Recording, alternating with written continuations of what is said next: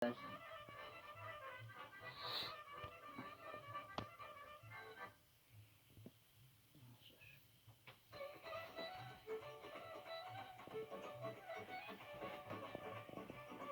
rău când te mănâncă.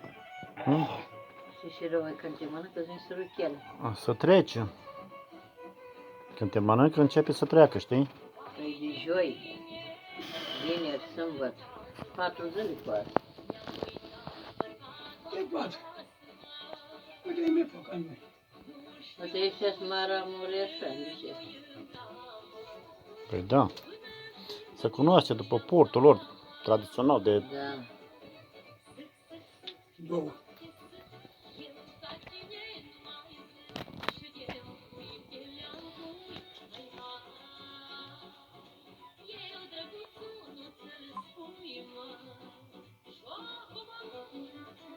Au și un vârteșcel.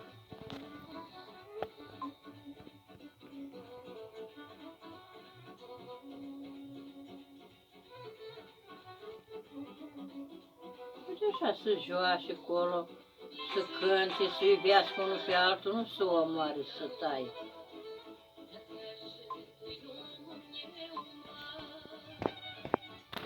Dacă aș mai trăi odată anii mei de altă dată, acum aș ști ce să aleg în viață pe un sec. Mulțumesc frumos, domnule președinte.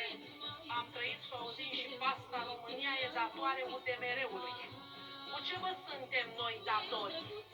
Vă spun eu cu ce ne sunteți voi datori. Cu eliberarea Budapestei, că erați și acum sclavi dacă nu vă eliberau românii. Ăsta este adevărul. Nerecunoscătorilor, domnule președinte, ce mi-a fost dat mie să aud aici,